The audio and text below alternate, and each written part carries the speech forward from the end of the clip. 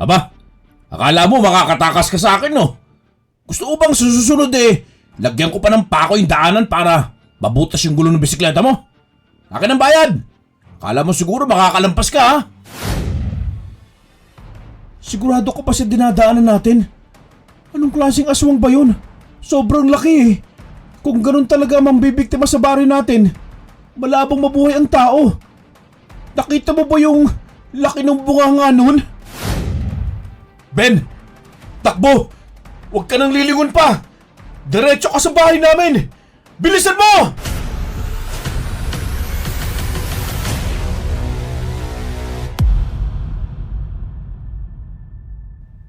Sa buhay natin, may kanya-kanyang diskarte ang mga tao upang mabuhay at maisalba ang sarili sa kagutuman. Ngunit hindi lahat ay biniyayaan ng magkakapantay na buhay. Ang ilan ay nasa taas at ang karamihan ay nasa ilalim. Kaya naman, sa gustuhin man o sa hindi, ang ilan ay nakagagawa ng mga bagay na hindi ayon sa moral ng mga tao. Kagaya na lamang ng kwento natin ngayong araw. Karanasan ito ni Pedro, taong 1975. Magandang araw po sa inyo, Karine. Ako nga pala si Ben. Isa na pong senior citizen na masugid niyo pong taga-subaybay. Nainganyo po akong ibahagi itong kwento kong ibinaon ko na po sana sa alaala.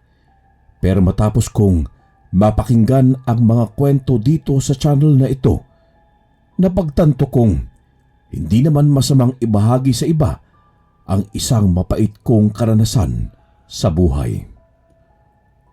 Buwan po ng Hunyo. Umpisa pa lamang ng pasukan. Tanda ko po ito. Gawa ng nasa 3 taon pa lamang ako nito sa high school. Isang ordinaryong estudyante. Isang ordinaryong bata na pinag-aaral po ng aking ninong. Nasawi po sa bakbakan ng mga rebelde at mga sibilyang nagkagulo sa aming sakahan ang mga magulang ko. Naiwan po akong mag-isa. Walang kapatid at walang ni sino man. Taga-Occidental Mindoro po talaga sila nanay at tatay. At napadpad lamang po kami sa parting Luzon dahil sa pagbabakasakali nila nanay at tatay sa mas magandang buhay. Wala po akong paraan upang malaman kung may mga kamag-anak ba kami kasi wala namang naikwento sa akin sila tatay. Wala ding nabisita sa amin kaya sa madaling sabi, isa akong ulila. Kung tutuusin, hindi ko naman talaga kaano-ano at hindi ko din ninong. Basta sinasabi niya lang sa akin na ninong ko daw siya at nagtatawagan silang kumpare ni tatay. Tawagin po natin itong ninong ko na si Ninong Elias. Mag-isa din sa buhay. Iniwanan ng asawa at ng anak at sumama umano sa Amerikanong mayaman. Siya ang tumayong pamilya ko simula noong 11 taong gulang pa lamang ako. Ben, umpisa na ng pasukan nyo ha. Pagbutihan mo sa klase nyo. Huwag na huwag kang babarkada sa mga pasaway mong kaklase. At yan ay kasisira ng buhay mo. Alam mo naman, hindi habang buhay malakas ang ninong mo. Kaya habang kaya ko pa pagsisikapan nating makapagtapos ka ng pag-aaral mo.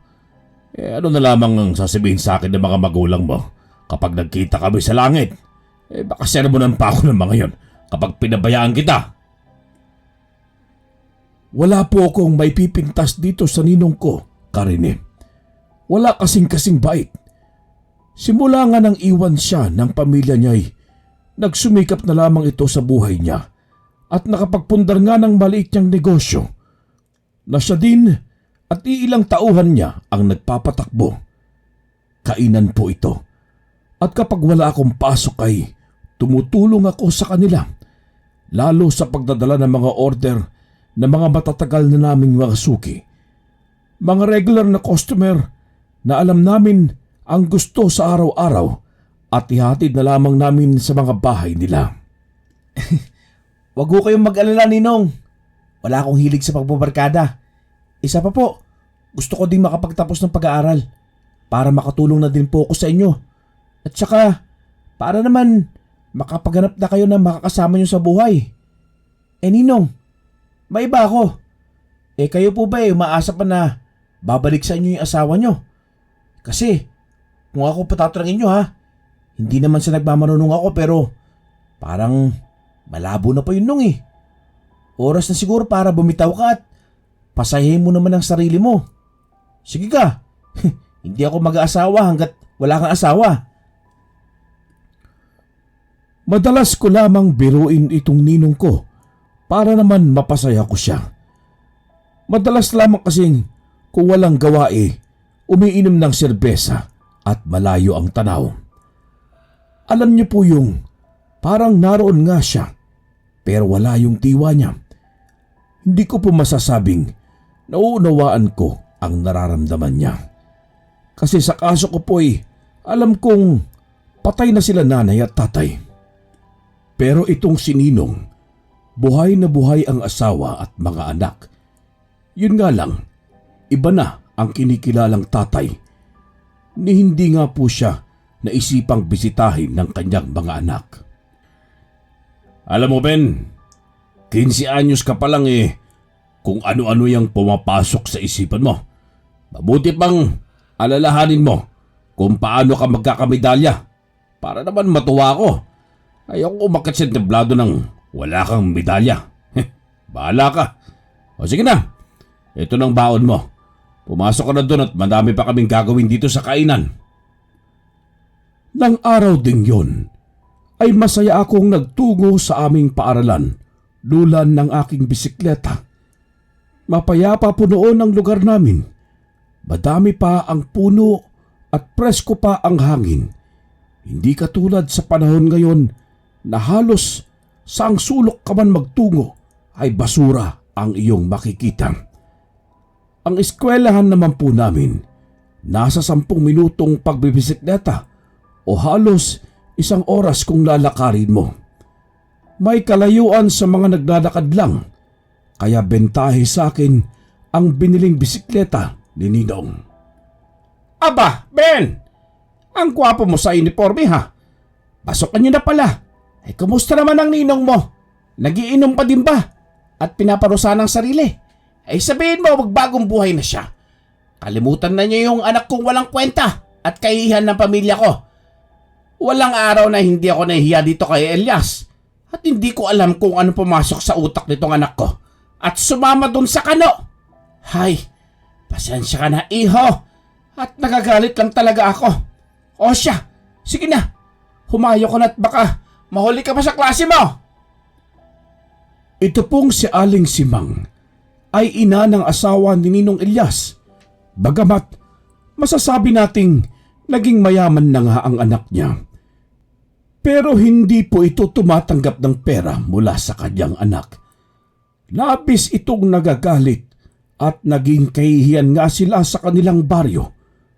Noong araw po kasi ay mas mahalaga ang dignidad sa ating mga nakatatanda kumpara sa pera. Mas mahalaga ang dangal ng isang taong kumakatawan din sa dangal ng isang buong angkan. Kaya naman, hindi ko masisisi itong si Aling Simang. Nito pong partikular na araw na ito, maraming estudyante ang nakasabay ko sa pagpasok. Karamihan naglalakad lang, habang ang ilan kagaya ko pong nakabisikleta. Minsan nga po, naiisip kong isabay ang isa sa kanila, pero parang nakakahiya. Gusto ko kasing iangkasi yung natitipuhan kong babae. Pero medyo torpe ako, kaya mas minabuti ko na lamang ang wag mag-angkas ng sinuman.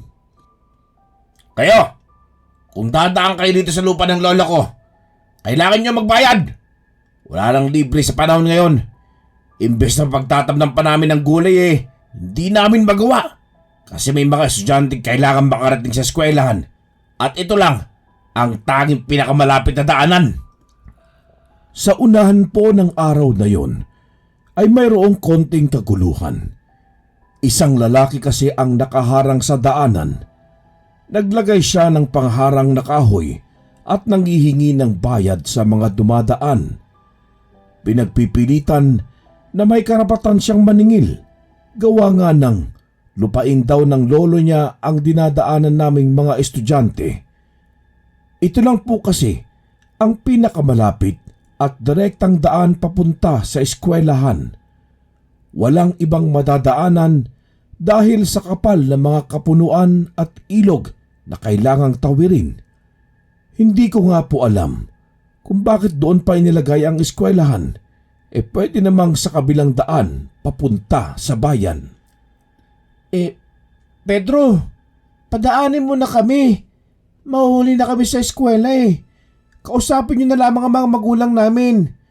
Gusto mo bang papuntahin namin dito sa kapitan para siya kumausap sa'yo? Pananakot pa ng isang estudyante na pinakamalaki sa aming naroroon.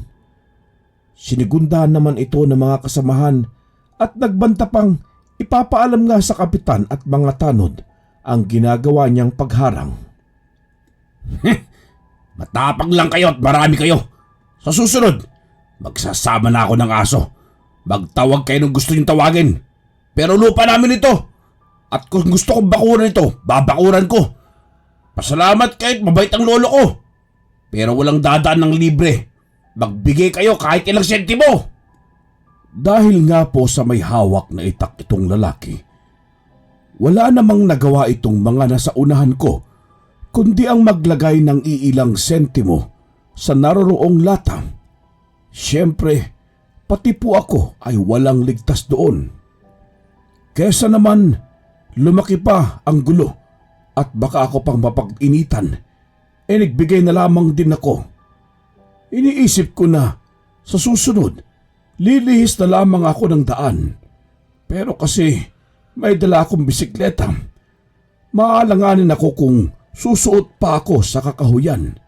Isa pa'y ilang sentimo lang yun, hindi na masasaktan ng bulsa ko.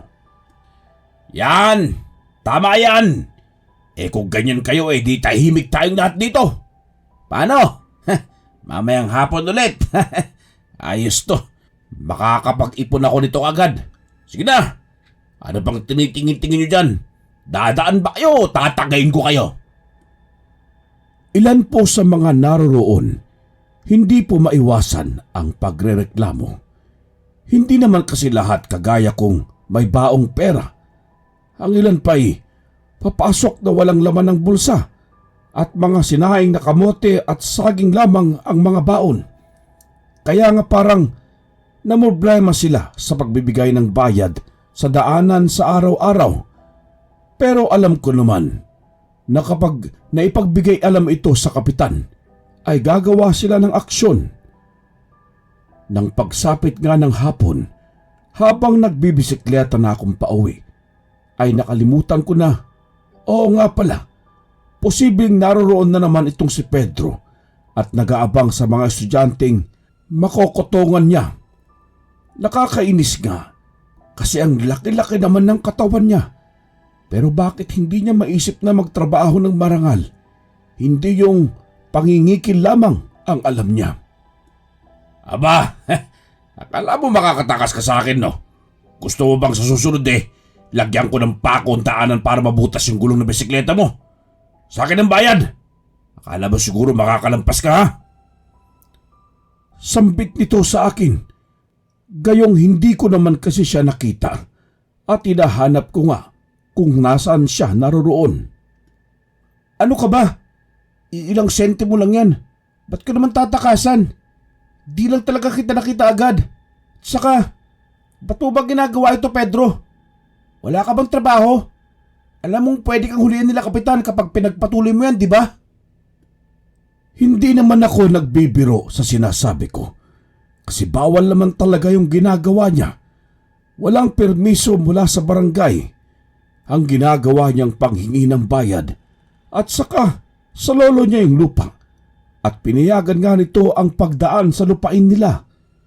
Kaya hindi namin maintindihan kung bakit nagkakaganoon si Pedro. Sus, dumaan ka na lamang. Nasasabi mo lang yan kasi may pera ka. Pero sigurado kung ganyan din ang pananaw mo kung sakaling pareho lamang tayo ng buhay. Sige na, dumaan ka na nga lang at huwag mo na akong pakialaman pa dito. Paalis na sana ako nito nang makita ko ang isang matandang naglalakad papadaan sa parehong daan ng tinatahak ko nang biglang harangin ito ni Pedro. Teka lang, tanda. Bawal dumaan dito ng walang bayad. Mabuti pa, kung wala kang sentimo maghanap ka na lamang ng ibang daan. Sige na, maraming pang estudyante kailangan ko singilin. Sambit nito sa matanda, pero hindi siya pinansin nito at nagtuloy-tuloy lamang sa paglalakad yung matanda nang biglang hawakan ito sa braso ni Pedro. Aba, tingnan mo nga naman at nagbibigay-bigihan pa. Akala mo ba makakadaan ka sa ginagawa mo? Gusto mo yatang ipahabol pa kita sa aso ko Burlok! Sige, kagatin mo yung matandang yan. Nagbalaban niyang hindi ako nagbibiro. Hala, sige! Pinakawalan nitong si Pedro yung aso niyang may kalakihan. Lahat kaming nanonood dun pigil ang hininga. Nag-aalala kaming baka nga makagat itong matanda. Pero takot din kaming humarang at baka kami ang sakmalin ng aso. Pero labis ang pagtataka namin na naroon at nakatigil yung aso na parang ayaw salakayin yung matanda. Nang muli itong sigawan ni Pedro, tumakbong papauwi sa bahay nila yung aso. Walang silbing aso. Napakaduwag. Humanda ka sa akin pag uwi ko. Hoy! Ikaw, matanda ka. Wala lampasin ko itong ginawa mo Pero sa susunod dumaan ka dito, itong itak ko na nga habol sa'yo. At ganon-ganon na nga lang ay naglakad itong matanda na para bang walang nangyari. Habang itong si Pedro ay halatang labis ang galit sa kanyang aso. Lalo na dito sa matanda dahil sa napahiya siya. Hindi niya magawang mapasunod ang isang uugod-ugod na matanda. Bandang mag-aalas 5 na nang makauwi ako sa amin. Medyo nagutom ako sa kakanood sa ginagawa ni Pedro. Kaya naman dumiretso ako sa kusina. Medyo matao noon at magkagabi na. Oras na ng mga parokyano namin. Oh, Ben. Kumusta ang unang araw ng klase nyo? Ayos ba? Mukhang labis ang pagod at gutom mo mabuti pa't sabay na tayong kumain ng hapunan at nagugutom na din ako. Bilisan mo na dyan sa kusina at sumunod ka na sa labas. Sambit ng aking ninong. Naisip kong isumbong sa kanya itong gawain nga ni Pedro at nakakabahala ito para sa karamihan ng mga estudyante. Pero naunahan ako ni Tio sa isang nakakagimbal na balita. Mabuti naman at nakauwi ka ng maliwanag pa. Alam mo Ben, kagabi may nabiktima ng aswang sa ating baryo. Mag-asawa. Pinasok sa loob ng bahay at pinaggutay-gutay yung katawan. Kawawa nga Mga parokyano natin yun dito. Kawawa nga. Kaya ikaw Ben mag-iingat ka. Mukhang bagong salta lamang dito yung aswang. Ngayon lang nagkaroon ng ganitong insidente sa baryo mula nang magkaisip ako. Inaalala ko lang yung kainan natin. Tiyak na mas kokonti ang mga kakain dito kapag gabi na. Sino ba naman ang gustong makasalubong ng aswang sa gabi? Mahabang wika sa akin ng aking ninong. Kita ko na din ang pagkabahala sa kanyang muka. Alam ko na magiging malaking dagok sa kainan ang mga pangyayari. Alam niyo Nong, bakit hindi na lang tayo mag-alok sa kanila ng libreng delivery ng mga pagkain? Kagaya ng gawa natin sa mga parokyano natin.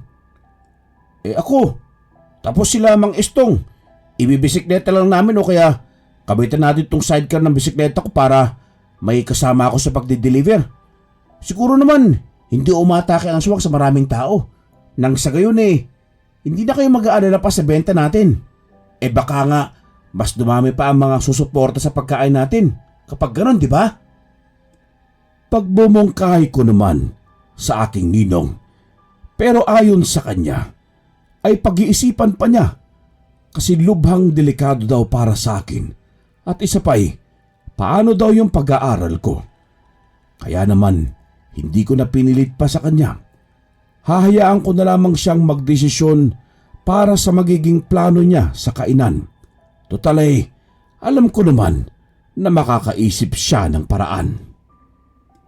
Magkagayon pa man, maging ako ay nababahala sa isipin na may aswang na gumagala sa baryo namin.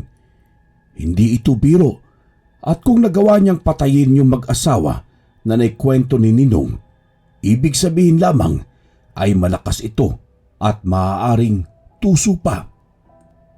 Kinagabihan, habang abala kami sa kainan, parang wala naman akong napansing pagbabago.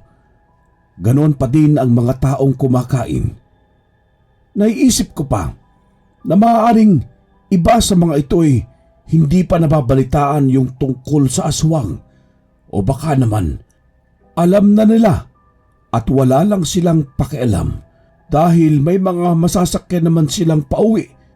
Baka nga labis lamang ang aming pag-iisip sa mga bagay na hindi naman dapat ikabahala. Hanggang isang gabi, abala kami sa pag-aasikaso sa mga kumakain nang dumating itong si Mang Nonoy. Kabaryo namin na hapong-hapo, putikan at may mga kalmot sa muka. Saklolo! Saklolo, tulungan niyo ako! May umatake sa akin doon sa may kanto. Papasok sa city namin. Hindi ko nakita kung ano yung pero nakuha niya si Paring Ato. Ang bilis ng pangyayari. Nagkakantahan lang kami pa uwi. Galing sa inuman kila Paring Ador. Tapos, nakarinig kami ng sumisitsit sa amin. Sabi ko naman kay Ato na kakaiba yung sitsit pero hindi niya pinansin. Hinamon pa nga niyang lumapit sa amin. Pagsuntukan daw sila. Tapos, yun na nga. Hindi ko nakita kung ano yung sumugod sa amin. Pero parang nadakit niya si Paring Ato. Tulungan niyo ako! Kita namin ang takot sa mukha nitong si Mang Nonoy. Kaya naman po yung mga kalalakihang naroroon sa kainan, pati na din yung mga nasa labas magkakasamang tinungo itong papasok nga sa sityo nila Mang Nonoy. Kita pa namin doon yung bakas ng mga dugo at yung tsinelas ni Mang Ato. Pero hindi na namin nalaman kung saan napunta si Mang Ato. Kinaumagahan, nagsagawa pa ng paghahanap sila kapitan. Maghapon ito, pero walang natagpo ang katawan ni Mang Ato. Ayon sa pag-iimbestiga nila, na maaaring sa ibang lugar ito dinala, sa lugar na bihirang mapuntahan ng mga tao. Labis ang paghihinagpis ng asawa at mga anak ni Mang Ato. Mag-isang kumakayod para sa kanilang pamilya. Kaya naman, naawa ako sa mga anak nitong maliliit pa. Pero ano nga bang magagawa namin? Hanggang doon na lamang talaga yung buhay ng kabaryo namin. Dito na nag-umpisa ang paggapang ng takot sa mga residente at ang ikinakabahala ni Ninong ang biglaang pagbagsak ng aming benta. Ben, 3 buwan na din ang nakakalipas mula nung yung balita tungkol dyan sa aswang. Hanggang ngayon wala pa rin konkretong solusyon ng kapitan. At kung magtutuloy-tuloy ito, malulugi ang kainan natin. Siguro, panahon na para subukan natin yung suhestyon mo, Ben. Huwag kang mag-alala at hindi mo kailangan mag-deliver sa gabi. Kukuha lamang tayo ng mga taong magtatrabaho sa gabi. Mga 2 servidor siguro, sapat na. Ayaw ng ninong ko ang lumabas pa ako ng gabi. Kaya sabi niya hahanap siya ng mga taong magiging tagahatid ng mga pagkain sa mga suki namin. Mga taong hindi takot sa aswang. Pero kasi Karen naisip kong meron pa bang tao ang hindi natatakot sa aswang? Kahit siguro pinakamatapang at mga batak sa labanan, titiklop pa din kapag aswang na ang pinag-uusapan. Nagulat naman ako kasi nang makita ko yung isa sa mga nakuhang tauhan ni Ninong si Pedro ito. Kaya naman, agad kong nilapitan itong kutungero naming kabaryo. Anong ginagawa mo dito, Pedro? Huwag mo sabihin, ikaw yung bagong servidor namin sa kainan. Yung tagapaghatid ng mga pagkain sa customer. Sigurado ka bang aabot sa amin ng benta? Baka naman pati benta namin kutungin mo pa. Ngayon pa lang, sasabihin ko na sa ninong ko kung anong uri ka ng tao. Nakatitig lang ito sa akin at tila nag-iisip pa. Kung ako sa'yo, hindi ko na yan gagawin. Kinuusap na ako ni Mang Ilyas. Wala nga daw siyang makuhang magtatrabaho sa gabi at takot lahat sa aswang. Maswerte siya't natsyempohan niyang narinig ko yung pag-uusap nila sa kanto. Kaya nagpresenta ako. At maganda naman yung alok niyang bayad. Huwag kang mag-alala. Hindi ko tataluhin si Mang Ilyas. Malaking utang na loob ko sa kanya. Matapos itong masambit, ay tinalikuran na niya ako at nagtungo na siya sa mayantayan ng mga dadalhin niyang pagkain. Hindi naman ako matahimik sa isipin na si Pedro ang servidor namin. Masyado kasing kahina-hinala ang mga kilos niya. Dagdag mo pa ang mga reputasyon niya sa aming mga estudyante. Nagtataka na nga lang kami at bakit parang tila wala namang ginawang aksyon yung kapitan kahit pa naisumbong na ng iilan itong ginagawa ni Pedro. Maya-maya pa ay lumabas na ito gamit ang isang bisikletang nabili ni Ninong para lang talaga sa paghahatid ng mga pagkain at mabilis nang umalis si Pedro. Ben, halika dito saglit. Pagpasensya mo na't kinuha ko si Pedro. Alam kong hindi siya ang pinaka-ideal na tao para sa trabaho. Pero kasi sa lahat ng taong kinausap ko para sa trabaho, siya lamang itong pumayag at handang magtrabaho sa gabi. Bigyan mo na lang siya ng pagkakataon para patunayan ang sarili niya kung nararapat ba siya sa trabaho. Pag nakita mong alanganin talaga siya, sabihan mo lamang ako. Pero bayaan mo siyang gawin ang trabaho niya kahit 2 linggo. Tingnan natin kung kumusta siya pagkatapos doon. Maaari ba? Naintindihan ko po, Nong. Huwag kayong mag-alala at oobserbahan ko po si Pedro para sa inyo. Nong, sige na po. Magpahinga na kayo. At kaninang umaga pa kayo abala rito sa kainan Abay, magpahinga naman po kayo. At baka mapaano pa kayo. Sinunod ko naman ng pakiusap sa akin ni Ninong. Hinayaan ko magtrabaho si Pedro nang ayon sa kanyang kakayahan. Maayos naman kasi ang pag-intrega niya ng benta.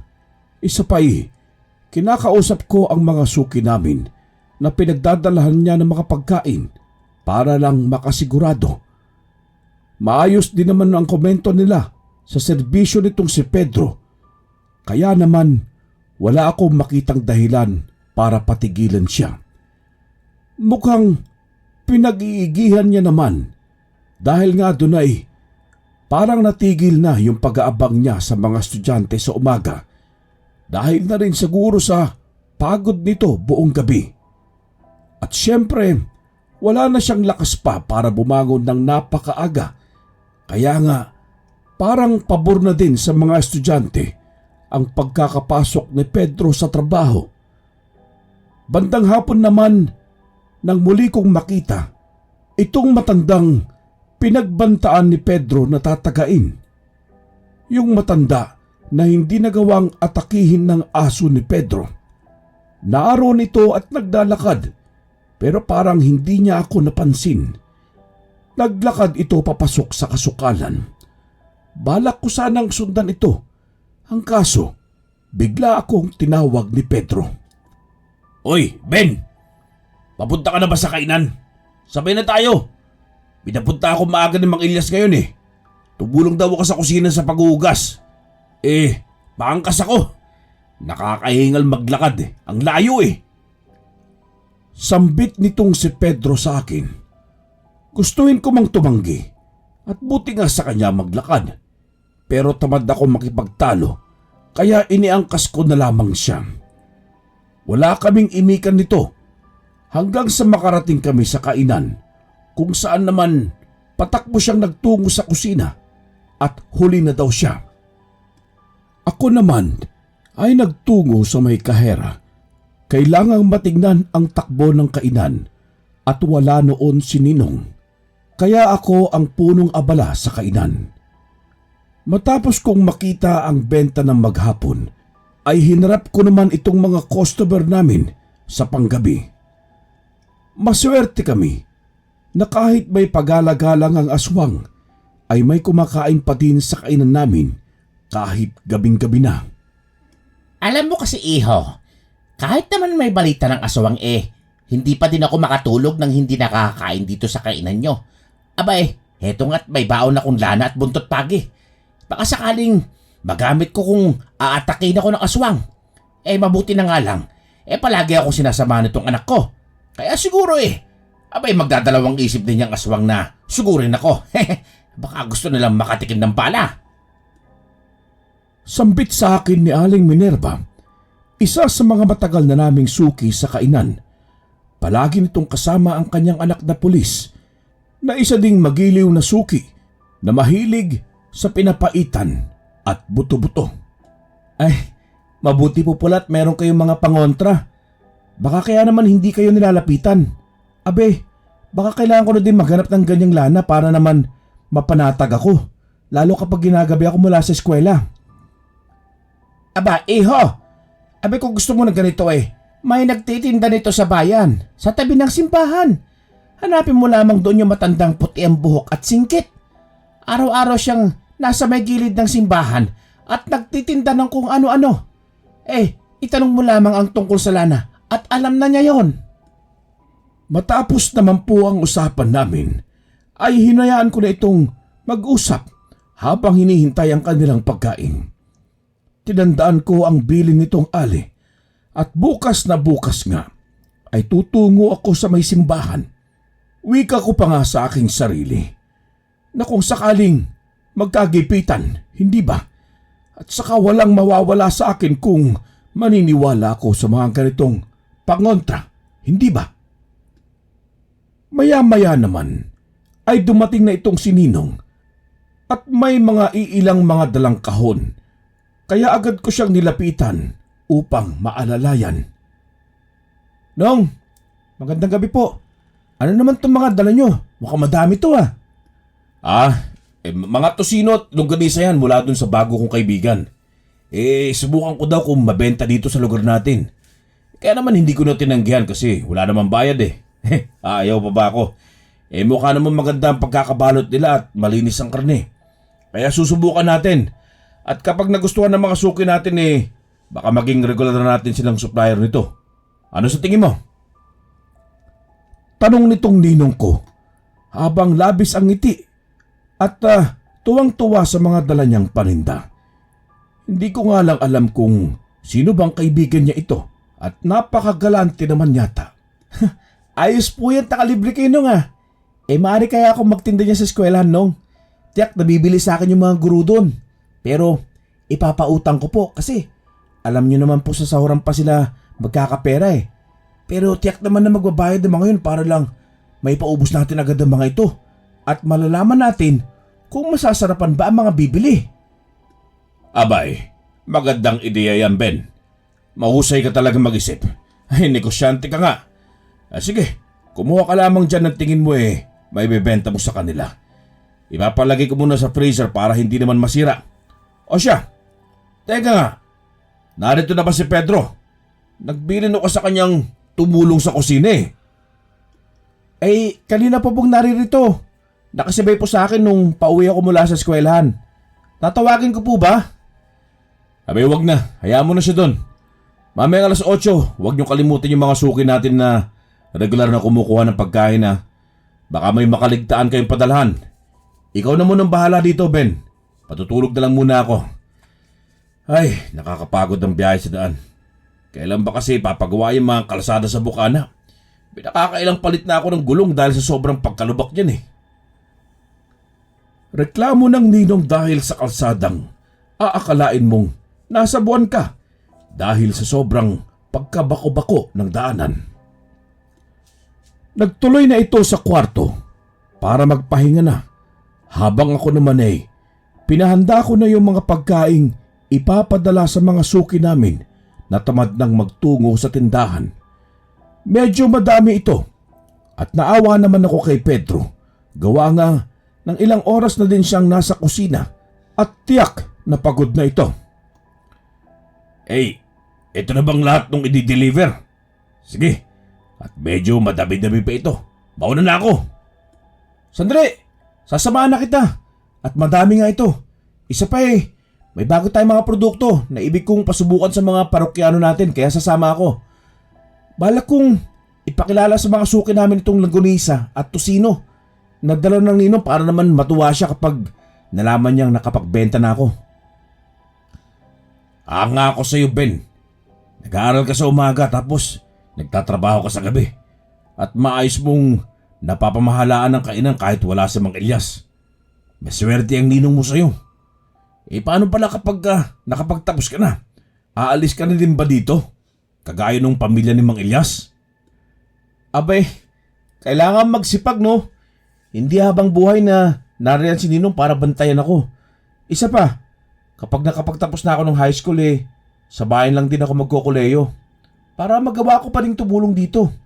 Isa pa, may koneksyon naman sa pagpapatakbo ng ganitong negosyo ang kukunin kong kurso. Para naman magawa na magpahinga ni ninong sa pagtatrabaho. At itoon niyang oras para sa paghanap ng mapapangasawa niya. Para malungkot ang tumandang mag-isa eh. Habang nagkukwentuhan kami, ay hindi ko maiwasang mapansin itong masangsang na amoy. Hindi ko matukoy ang pinagmumulan, pero masakit sa ilong at lalamunan. Pero naisip kong baka may nadaanan lang kaming patay na daga o hayop, kaya ganon ang simoy. Nagpatuloy sa pagkukwento si Pedro. Alam mo, laking pasasalamat kung tinanggap ako ni Mang Elias kahit na hindi ako nakapag-aral. Dahil dito nakakapag-ipon ako para sa pagpapagamot ng mata ng lolo ko. Hindi na kasi siya nakakakita. At ayon sa doktor, kailangan ng malaking halaga para sa operasyon niya. Wala namang kaming malapitan. Lahat walang pera mga anak niya. At mga wala na ding paki sa kanya Mabuti sana kung buhay pa ang mga magulang ko. At tiyak akong gagawa talaga sila ng paraan para mapagamot ang lolo. Kaya nga, pasensya ka na kung nung nakaraan nangingikil ako sa daan papunta sa eskwelahan nyo. Kasalanan nito ng kapitan Ayaw niyang malabas ng pondo para magpagawa ng tulay papunta sa eskwelahan sa Karatig Bayan. Kaya kinausap niya si lolo na payagang dumaan ang mga estudyante sa lupa namin at ipagamit nga yung tulay na ipinagawa pa ni lolo noong araw para sa mga anak niyang nag-aaral. Kung tutusin may maayos namang daanan sana papunta sa eskwelahan nyo kung palalagyan lamang ng tuloy ng kapitan. Pero parang nangihinayang siya at iniipon ng pera para sa susunod na eleksyon. Kita mo yung kalsada sa bukana ng baryo. Bata pa lamang ako, ganyan na yan. At hindi man lang naipaayos ng lolo ni kapitan. Hanggang sa kanya wala pa din nagawang aksyon. Baka nga umabot pa sa mga apo natin ganyan pa din yung kalsada. Kaya ako kay Mang Elias, tumakbo na siyang kapitan sa susunod na eleksyon. Tiyak, siya ang iboboto ng mga tao dito. Mahabang litanya ni Pedro. Nagulat naman ako sa mga sinambit niya. Buong pag-aakala ko'y masama talaga siyang tao. Pero nagagawa niya lamang pala yun dahil sa pagmamahal ng kanyang lolo. Nakakalungkot nga lang na marinig na walang pakialam ang mga anak nitong lolo niya sa kawawang matanda. Nang maya-maya ay maamoy ko na naman yung masangsang at napakabahong amoy. Pedro, naamoy mo ba yung mabahong parang nabubulok? Ano ba yan? Kanina ko pa nga ding naamoy Parang bulok na karne na parang hasang ng isda na ewan. Kanina pa yan doon sa may kanto eh. Hindi kaya may namatay na hayop dyan sa kakahuyan. Ay, nakakawalang ganang kumain kung ganyan ang maamoy mo araw-araw. Kadiri. Mabuti't bilisan na natin at nang makalayo tayo sa amoy na yan. Narating namin ang unang suki namin. Kagaya ng inaasahan ko, kumuha ito ng 3 supot ng tosino at 2 longganisa. Tuwang-tuwa siya at mura ang pagkakakuha niya. Ang sabi ko lang may diskwento bilang paumpisa. Wala pang abiso mula kay Ninong pero kasi alam ko naman ang presyohan ng mga ganitong paninda sa palengke, kaya binabaan ko na lamang ng kaunti. Halos may paubos namin yung mga tosino at may natirang iilang pakete na iniisipan kong ibigay na lamang kay Pedro para mauwi niya sa kanila.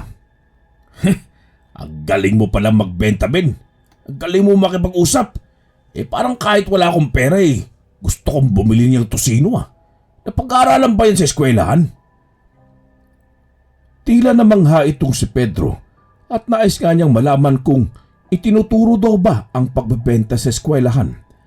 Pero sinabi ko naman na hindi at sariling pag-aaral ko lang yun. At nakasanayan na din dahil lumaki ako sa poder ni Ninong na noong araw ay pagtitinda ng mga daing, tuyo at balot ang umpisa ng kanyang pangkabuhayan. Alam mo Pedro, sa buhay kapag batid mo sa sarili mo at aaminin mong kulang ka sa kakayahan, mas nalawak ang kaalaman mo kaysa isipin mong kailangan mong matuto ng matuto hanggang sa malalaman mo na lamang na marami ka na palang alam. Yun ang nangyari sa akin. Sa takot kong magutom at maging kawawa sakaling mawala si Ninong o sakaling itaboy niya ako, abay sinikap kong pag-aralan ng lahat na maaari kong pag-aralan habang meron pa akong pagkakataon. Kahit naman hindi nag-aaral sa eskwelahan at kahit hirap ka sa pagbabasa, basta marunong kang makipag-usap at makipagkaibigan, abay marami kang matututunan sa ibang tao. Nagtataka nga ako at bakit ako nagbibigay ng payo dito kay Pedro na mas matanda sa akin. Naisip ko bigla na baka isipin niya na pinapangaralan ko siya at mas mababa pa ang tingin niya sa sarili. Pero natuwa naman po ako na positibo niyang tinanggap yung aking payo. Alam mo, mabutit pala't nagkausap tayo. Madami akong natutunan sa iyo Tingin ko, kakayanin ko din makapag-ipon talaga para sa operasyon ng lolo ko. Ayoko kasing mawala siya ng wala man lang akong ginawa o hindi ko man lang sinubukan. Maraming salamat, Ben ha. Sana marami ka pang maituro sa akin. At saka, maaari din ba ako magtinda ng mga tusino at longganisa? Bukas maglalako ako. Tutubuan ko lang ng konti ha. Nang gabing ngayon ay naging magkaibigan kami ni Pedro. Naging panatag na siya sa presensya ko na noon aligaga siya at iwas siyang makipag-usap sa akin ng matagal. 3 delivery na lamang at maaari na kaming bumalik sa kainan. Medyo malayo itong 3 pero malalaking order kaya hindi pwedeng baliwalain. At saka sabi ni Pedro malaki daw magbigay ng tip sa kanya. Kaya naman sayang din at may pandadagdag niya pa ito sa iniipon niya. Pedro, parang ibang nararamdaman ko dito Nariyan na naman yung amoy. Parang sinusundan tayo. Mabuti pa't tumigil muna tayo doon sa may simbahan. Antayin natin mawala yung amoy at may poso doon. Baka naman kailangan na natin hugasan tong bisikleta mo. Baka may nasagasaan kang dumi ng alam mo na.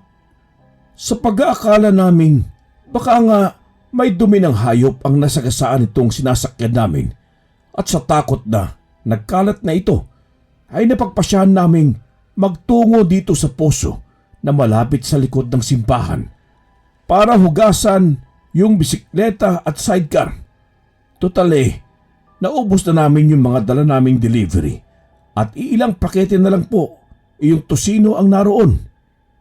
Hinayaan ko si Pedro sa paglilinis habang ako naman ay nag-aayos ng mga benta namin at nakaupo sa isang sementadong upuan. Ako nang bahala sa paglilinis dito. Diyan ka lang at gawin mo na yung gagawin mo. Madali lang ito. Sambit ni Pedro. Naroon lang akong nakamasid. Tahimik na ang paligid. Iilang taon na lang din ang naroroon. Pero maliwanag naman at medyo sentro ito. Maya-maya'y nilapitan ako ni Pedro. Oh, tapos ka na ba sa paglilinis? Bilis mo naman yata. Tara na, nagugutom na ako. Doon ka na kumain at para naman may lakas kang pauwi. Nakakapagod pala itong trabaho mo na paghahatid sa mga suki natin. Ayos lang. Sa bahay na ako kakain. Patulang kasabay yung lolo. Alam mo, ayos lang naman pagod ako dito. Kung kapalit naman makakakita si lolo. Kalahati daw nung gastos sasagutin na daw nung mga doktor. Kaya kalahati na lang ang kailangan ko. Medyo madami na ding naipon ko. At ilang libo na nga lang mapapagubot ka ng lolo. Kaya hindi ko na naisip yung pagod ko. Nagpatuloy sa pagpapadyak si Pedro. Nang makalampas na kami sa sentro at muling naging madilim ang daan, dito na nag-umpisa akong kabahan. Naroroon na naman yung mabahong amoy na ayaw kaming lubayan. Pedro, mukhang iba na itong nangyayari. Mabuti pa siguro bilisan mo ng pagpidal mo at mukhang hindi lang tayo nararito. Napansin mo din pala. Kanina paglampas natin sa simbahan narinig ko yung pagpagaspas ng pakpak. Mukha yatang aswang ang sumusunod sa atin, Ben. Maganda ka. Kumapit ka lang at bibilisan ko na. Maging alisto ka. Walang kung ano-ano ay pinaspasan nga nitong si Pedro ang pagpadyak sa bisikleta. Wala na itong pakialam sa mga lubak na nadadaanan namin. Ang punteriya nga lang niya yung ilaw na pinakamalapit na bahay na mararating namin at doon kami hihingi ng tulong. Ang kaso nga lang, nang pagliko namin sa kanto kung saan namin unang naamoy yung mabaho, biglang tumambad sa harapan namin ang isang malaking nilalang na may pakpak at nakaharang sa daan. Sa gulat ni Pedro ay nakabig niya yung manibelang pakanan at dumiretso kami sa may ilog. Gumulong yung sinasakyan naming bisikleta at napasubsob kami sa ilog. Agad naman akong hinila ni Pedro at dire-diretso nga ako pailalim. Hindi ako marunong lumangoy, kaya naman para akong batong dire-diretsong bumulusok pailalim sa ilog. Ben, ayos ka lang ba? Sabi ko na nga ba't aswang yung nakasunod Bakit ba hindi ko agad naisip nung naamoy ko yung mabaho? Delikado tayo dito. Sundan mo ako. Mabilis na naglakad si Pedro. Pag-akyat namin sa pangpang, habang ako'y ubo pa din ang ubo dahil sa mga nainom kong tubig. Nagtungo kami papaakyat sa masukal na gubat. Ayon kay Pedro alanganin kung doon kami dadaan papunta sa may kalsada at naroon yung aswang. Kaya naman, doon daw kami dadaan papunta sa mga lupa nila. Mas ligtas daw at kabisado pa niya, pero mapapalayo kami sa baryo. Magkagayon pa man, wala naman akong mapagpipilian at baka makasalubong pa nga namin. Tila yata hindi kami mabubuhay oras na mahawakan kami ng ganoon kalaking aswang. Sigurado ka ba sa dinadaanan natin? Anong klaseng aswang ba yun ng sobrang laki? Kung ganoon talaga mambibiktima sa baryo natin, malabong mabuhay ang tao. Nakita mo ba yung lawak ng bunganga? Nakita mo? Takot na sambit ko habang panay ang paglingon ko sa likod at baka nariyan yung aswang at sunggaban na lamang ako. Hindi ko din alam ngayon lang din ako nakakita ng aswang na ganun. Pero natitiyak kong hindi talaga tayo bubuhayin nun. Kailangan malaman ito sa baryo natin. Delikado tayo. Nagtuloy-tuloy pa kami hanggang sa makatawid pa kami sa tulay. Isa lang ang naging problema. Naroon na yung aswang sa kabilang bahagi ng tulay at tila hinahantay na lamang ang pagdating namin. Nalintikan na. Mukhang alam nitong aswang ang dadaanan natin. Ben, bubulot ka ng kahit anong may papalo mo. Punteriyahin mo sa ulo, oras na lapitan tayo. Halika na, doon tayo sa kabila dadaan. Huwag ka lang maingay at baka makita tayo. Tanaw namin itong aswang sa tulong ng liwanag ng buwan na palingon-lingon at sinisipat kung paparating na kami. Mabuti na lamang talaga at matalas ang paningin ni Pedro at nakita niya ito bago pa man kaming lumabas sa kakahuyan. Nagtungo pa kami sa mas masukal na parte ng lugar. Gumapang-gapang pa kami sa ilalim ng matataas na halaman at mga sanga at baging. Lumabas kami sa mismong ilog, pero sa parting ito'y mababaw at may mga botohan kang pwedeng tapakan papatawid sa kabila. Dito kami dumaan at tahimik na tumawid. Dinig namin itong aswang na lumilipad-lipad at tila ba hinahanap kami sa gubat. Marahil ay naiinip na ito sa kakahintay sa tulay. Kapag naramdaman mong malapit siya sa atin, sumiksik ka sa ilalim nitong mga halaman. Hindi niya tayo maabot sa ilalim. Kailangan lang natin maabot ang bakuran ng bahay namin. Sa bahay muna tayo tumuloy, Ben. Alanganin tayo kung pipilit tayo papunta sa kainan. Karine, noong marating namin yung bakuran nila, ay sinigawan ako ni Pedro na tumakbo na wag ko na daw isipin yung mga gulay na talim niya at tapakan na kung tatapakan. Ben! Takbo! Huwag ka nang lilingon pa! Diretso ka sa bahay namin! Bilisan mo! Sigaw nito habang nasa likod ko. Kito ko naman itong bahay nila na may malamlam na ilawan. Ginawa ko ang sinabi niya at tumakbo ako ng tumakbo ng walang lingon-lingon hanggang sa marating ko itong bahay nila at sa bintana na nga ako dumaan para makapasok lang. Gulat itong matandang lolo ni Pedro sa pagdating ko, pero agad ko naman siyang sinabihan na huwag mabahala at kasama ako ni Pedro. Pero nang lingunin ko si Pedro, naroon siya sa taniman ng talong. Dinudumog na nung aswang. Panay pagkalmot ang nakita ko.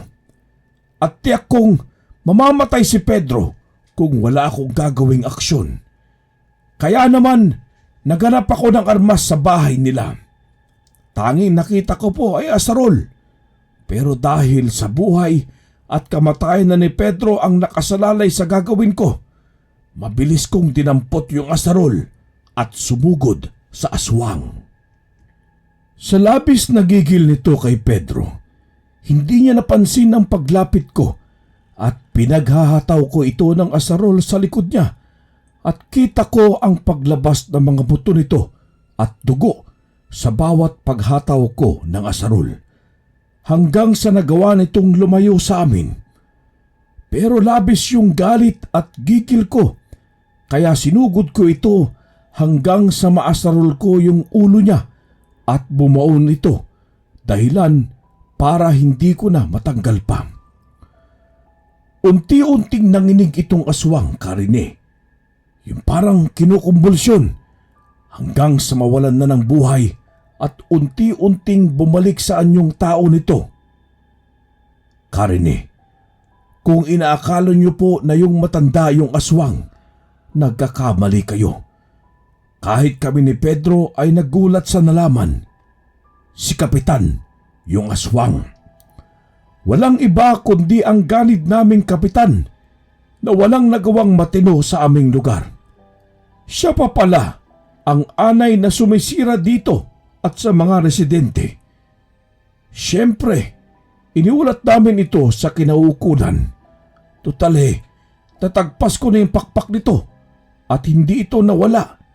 Binitbit namin ito sa malapit na kainan ni Ninong at ipinakita sa lahat ng residente kasama ang wala ng buhay na katawan ng kapitan na puno pa ng sugat at may nakabaong asarol sa ulo nito. Siguro, kung wala yung pakpak Sinunog na lang namin yung aswang para hindi na kami paghinalaan. Pero dahil sa may malakas kaming ebidensya, kaya nagawa naming ipakita sa mga tao. Nang gabi ding yun, ay umalis daw ang mga anak ni Kapitan sa lugar namin nang malaman ang pagkamatay ng padre de pamilya nila. Ang hula ko ay mga aswang din sila at sila ang nanggugulo ng katahimikan sa aming lugar. Maraming salamat, Ben. Kung hindi dahil sa'yo, baka nakain na ako ng aswang na yan. Sino bang mag-aakala na yung taong pinagkakatiwalaan na pangalagaan ng baryo siya din palang unti-unting sumisira dito? Kumalat ang balitang ito. At dahil sa nangyari ay nakilala si Pedro bilang mamamatay ng aswang. Ayoko kasing pating pangalan ko ay madamay pa. Kaya hinayaan kong ariin ni Pedro ang papuri at sa pamamagitan nga nun naani niya ang paggalang sa kanya ng mga kalugar namin. Tungkol naman po sa tusino at longganisa, huwag po kayong mag-alala at hindi po sila tinda ng mga aswang. Normal na tusino at longganisa lamang po ito na naging dahilan ng pagyaman namin ni Ninong at pagganda ng buhay ni Pedro. Siguro po ay dito ko na muna tatapusin ng aking kwento at sana naibigan ito ng ating mga tagapakinig. Tunay nga po na sa buhay ay hindi natin lubusang mauunawaan kung papaanong maglaro ang tadhana at kung anong plano sa atin ng may kapal. Patuloy pa din po naman naming nakikita yung matandang ipinapahabol ni Pedro sa aso niya. Pero hindi na namin nalaman pa kung normal na tao lang din ba siya. Kasi isang araw ay nawala na lamang ito sa baryo namin. Walang may alam kung sino ito, saan nagmula at kung saan patungo. Pero matapos po ang matagal na paghihirap namin sa takot mula sa aswang, ay muling bumalik ang sigla ng kainan. Bago pa man mag-50 si Ninong, ay nagkaroon siya ng batang asawa. Nasa 30 lang yata yung babae na tawagin nating Ate Irma. Habang ang Ninong noon ay nasa 48 na yata. Ako naman po ay nagtapos ng culinary arts. At itong si Pedro ay naging parte ng aming negosyo. Napa-opera niya na rin ang kanyang lolo at naging matagumpay ito. Saka pa lamang nagsilapitan sa kanila itong mga anak ng lolo ni Pedro nang mabalitaang nakakaangat na sa buhay ang pamangkin nila, pero hindi na sila tinanggap pa ng lolo ni Pedro. Ako naman po'y huwag kayong mag-alala. At nakapangasawa din po ako. Isang magandang butihing asawa na naging katuwang namin sa pagpapalawak ng kainan sa iba pang mga lugar. Wakas.